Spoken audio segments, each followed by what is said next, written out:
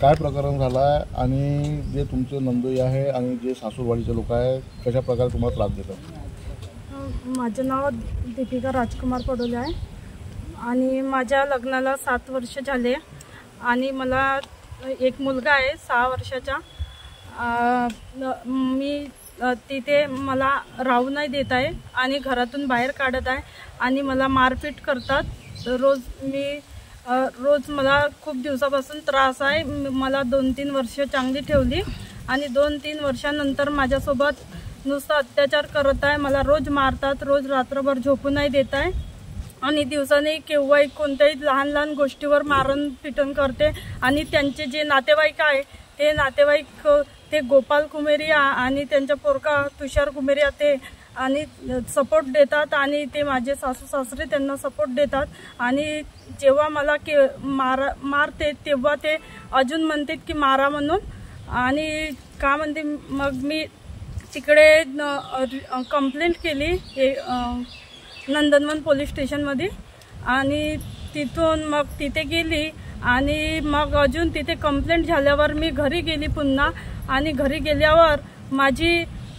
मला ताला लावला आणि ताला लावला होता। तर मग मी त्यांच्याकडे चाबी मागितली तर चाबी मागितल्यावर मला म्हटले की तुला इथं ठेवायचं नाही आहे, तू अजून कंप्लेंट द्यायला गेली तर अजून मला मारायला लागले। मग सगळे मिळून माझे ननद वगैरे आणि तो गोपाल कुमेरिया आणि त्यांचा पोरगा तुषार कुमेरिया आणि जीवन कुमेरिया हे 3 माझ्यावर धावले आणि मग मला तिथून खूप मारहाण केली। मी बेहोश झाली होती घरी आणि घरी बेहोश झाल्यानंतर मी अजून परत 112वर कॉल केला आणि 112वर कॉल करून मग मी पोलीस स्टेशनमध्ये पोहोचली। ते घ्यायला आले मला एक पोलीस सर आणि मग पोलीस स्टेशनमध्ये पोहोचल्यावर मग मला मेडिकलमध्ये पाठवलं मेडिकल टेस्टसाठी आणि मेडिकल करायला गेली आणि मेडिकल करून मग मी पुन्हा तिथं परत बाहेर आली। तर जशी मी बेडवर होती तिथं मला ते गोपाल कुमेरिया हे धमकी द्यायला लागले, म्हणत होते की मी तुला इथं आता ते को खून के आंसू रुलाऊंगा बोले, मैं तुझी जिंदगी नाही होऊ देणार म्हणे। तर तिथं अशी म्हणून मी जेव्हा बाहेर निघत होती तेव्हा ते माझ्या अंगावर चढले गोपाल कुमेरिया आणि काय म्हणते आपल्या त्यांचा पोरगा तुषार कुमेरिया हे माझ्या अंगावर चढले आणि तो जीवन कुमेरिया हे 3 माझ्या अंगावर चढले आणि माझ्या भावाला मग माझे भाऊ आडवे झाले मला आणि माझ्या भावाला म्हटलं ते आडवे झाले भांडणमध्ये। तर मग माझे भाऊ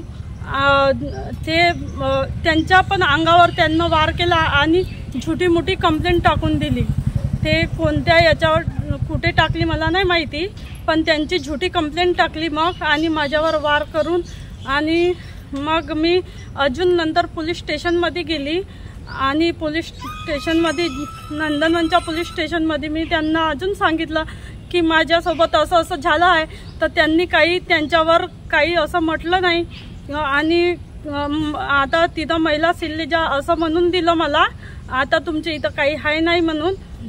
तर माझी काही कंप्लेंट घेतली नाही पुन्हा आणि मग मी तिथून गेल्यावर हे माझ्या भावांना आणि माझ्या आईबाबाला तिथं त्यांना खूप म्हणजे मी तुझ्या भावाला पाहून घेईन, तुझ्या भावाची गाडी मी जिथं तुम्ही म्हणजे ते ट्रक चालवतात ते काय आहे तर ते इथं तुझे भाऊ राहणार नाही, जिथंही दिसन तिथं मारून टाकीन तुझ्या भावाले, मी तुझी जिंदगी नाही होऊन देणार।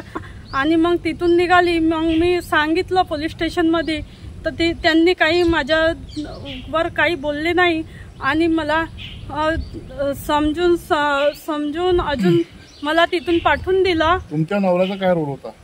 माझ्या नवऱ्याने मला ते घरी नको येऊ आणि मी तुला ठेवायचं नाही आहे। लग्नाला किती वर्ष झाले? 7 वर्ष झाले। 7 वर्षापासून हेच प्रकरण सुरू आहे का? 7 वर्षापासून 1 वर्ष फक्त चांगले राहिले, त्याच्यानंतर माझ्यासोबत हेच रोज मारपीट करतात आणि त्यांचे जे परिवारवाले आहेत ते सपोर्ट करतात त्यांना। तुमची काय मागणी आहे? मला सर न्याय पाहिजे.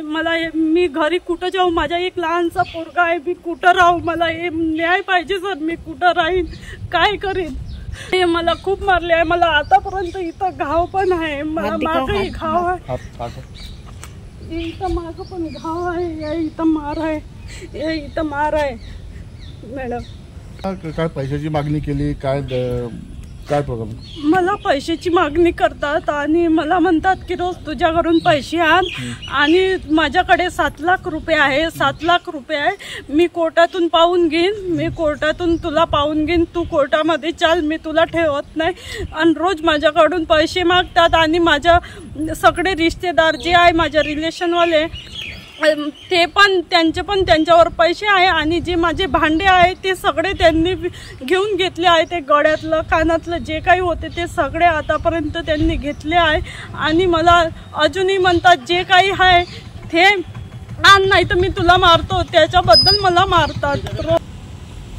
और जो 2 दिन के पहले मेरा जो वीडियो इन्होंने जो गलत शलत बोल के वो वीडियो वायरल किया है, और वो वीडियो में मुझे बहुत डिस्टर्ब है और मेरा कुछ दिमाग काम नहीं कर रहा है कि मैं क्या करूँ. वो वीडियो उन्होंने बहुत ऐसा झूठे झाटों मुझ पे आरोप लगाया और मेरी इज्जत के साथ उन्होंने वो वीडियो में कुछ तो भी ऐसा मेरे खिलाफ मेरी इज्जत की ये की है.